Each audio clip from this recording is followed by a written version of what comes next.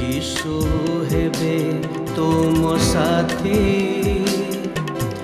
दूर हेब भय भ्रांति से तो जगतर ज्योति अंधकार हेब इति प्रात ज्योति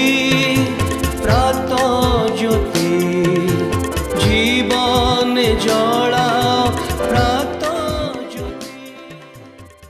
प्रिय दर्शक बंधु नमस्कार। Church of Christ union church Bhubaneswar आनुकूल्य रे यूट्यूब चैनल रे नियमित प्रसारित होता विशेष कार्यक्रम प्रात ज्योति ए प्रात ज्योति कार्यक्रम को आपण को स्वागत करुच्ची। आपण नियमित ये कार्यक्रम देखुंट आम मैंने बहुत बहुत आनंदित अटू आपण को मध्य धन्यवाद जनाऊँ। ये कार्यक्रम आपण जीवन में आशीर्वाद आणुची किछि शिखिबारे साहाय्य करुची। आम मैंने से प्रभु को धन्यवाद दूचु। आपण नियमित यहाँ देखु ये लिंकटा को अन्य मान निकट में शेयर करंतु आउ आप मान सांगे जोगाजोग करंतु। किछि जदि मतामत देवा चाहती किंबा प्रार्थनार अनुरोध जनइबा चाहती आम आपण निश्चय प्रार्थना करूँ। आम मैंने आसु आज गोटे विशेष प्रसंग रे कथबार्ता करवा ताहा होची प्रलोभन उपरे जय लाभ। प्रलोभन उपरे जय लाभ ओवरकमिंग टेम्पटेशन। मु संपर्क में ईश्वर वाक्यरू गोटे पद पढ़ापी चाहे प्रथम करंतिय तार 10 अध्याय 13 पद। एथिरे लेखा अछि मनुष्य प्रति जो प्रकार परीक्षा स्वाभाविक ताहा छड़ा अन्य प्रकार परीक्षा तुम्हमान प्रति घटी नाही। किंतु ईश्वर विश्वास्य से तुम्हमान को कौनसी असह्य परीक्षा रे परीक्षित हवा को देवे नाही। मात्र जेपरि तुम्हे माने सह्य करिपार एथिपाई परीक्षा घटिबा संगे संगे से उद्धारर पथ मध्य प्रस्तुत करिवे। तेबे परीक्षा प्रलोभन सेटा समस्तंक पाई अछि। पृथ्वी रे एमती जणे मनीष नाही जे कौनसी परीक्षा बा प्रलोभनर सामना करि नाही।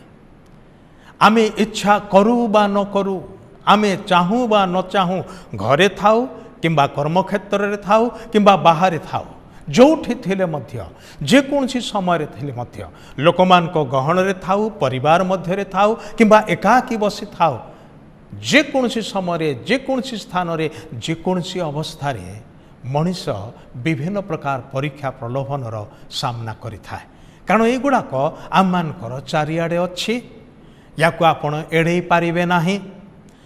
मुक्त आकाश रे चढ़ई सबू उड़ी बुलुछन्ते आपण से मानकु रोकी पारिबे नाही किंबा एड़े पारिबे नाही। किंतु गोटे विषय करि पारिबे ताहा होछि कोन, उड़ुथिबा चढ़ई जदि आसिकी आपण को मुंड उपरे बसिकी बसा बनैबा पाई लागिबो, आपण कोन अनुमति देबे कि? चिंता करंतु। आमे केही भी से प्रकार हवा को देउना हो पारे। गोटे सुंदर धड़ा पाराटी जदि उड़ी आसिला आम पाखरे कांधरे बसिला किंबा हाथरे बसिला आमे ताको आनंदरे किछि समय धरू। किंतु मुंडरे सेडा बसा तैयारी करिया पाई कुटा सब आनिबो, पत्र सब आनिबो, आउ कोन कोन सब आनिक मुंडरे रखिबो, आपण एलाउ करिवे? बिल्कुल नुहे। से पाराटी जेडे सुंदर हेइथिले मध्य, जेते धड़ा देखा जाउथिले मध्य ए परीक्षा प्रलोभन एड़े हो नथिबा उड़ुथिबा चढ़ई मानक परी। किंतु ताहा से जदि आपणकर हृदय मन को अधिकार करने को लागिबो, आपण को ताहा निकट रे बसीभूत करिया पाई चेष्टा करिबो, तेबे अनुमति दियंतु नाही। जेमती चढ़ई को एड़ेइबे आपण, ठीक सेमिति प्रलोभन को एड़ांतु। सेटा आसीबो मात्र तार अनुसारे करंतु नाही। प्रलोभनर सामना करिबा नितांत जरूरी अटे, किंतु प्रलोभन रे पड़िबा भयंकर विषय अटे। तार परिणाम अछि गोटे गात अछि, गुड़ाए गात अछि। आपणक चालुथिबा बाटरे आपण देखुछन्ती गात अछि, कौन करिवे? जानि शुणी गोड़ सेटे पकेइबे ना? गात अच्छी बोलिकी ताकू एड़ेकी जीवाको चेष्टा करेंगे। कमन सेन्स थिले आपण एड़ेकी जीवे। आउ जदि न देखिकी गाତରେ गोड़ पड़गला सेटा अलग कथा। କିନ୍ତୁ ଜାଣିଶୁଣି କେବେ ବି ଗାତରେ ଆପଣ ଗୋଡ଼ ପକାଇବେନି, କାରଣ ସେ ଗାତଟା କେତେ ଗଭୀର ତାହା ଜାଣନ୍ତି ନାହିଁ। ଆଉ ସେଥିରେ ଗୋଡ଼ ପଡ଼ିଲେ ଆପଣ ଇମ୍ବାଲାନ୍ସ ହେବେ, ପଡ଼ିଯିବେ, ହୋଇପାରେ ଗୋଡ଼ ମଧ୍ୟ ଭାଙ୍ଗିଯିବ କିମ୍ବା ମୁଣ୍ଡରେ ବା ପଥରରେ ମୁଣ୍ଡ ବାଜି ମୁଣ୍ଡ ଫାଟିଯିବ, କ୍ଷତିର ସମ୍ଭାବନା ଅଛି। ସେଥିପାଇଁ ବିପଦର ବିଷୟ ଅଛି ଦେଖିକି ଆମେ ସତର୍କତା ଅବଲମ୍ବନ କରିଥାଉ। ଏ ପରୀକ୍ଷା ପ୍ରଲୋଭନ ଗୁଡ଼ିକ ସେ ପ୍ରକାର ସମସ୍ତଙ୍କ ପାଇଁ ତାହା ଆସେ।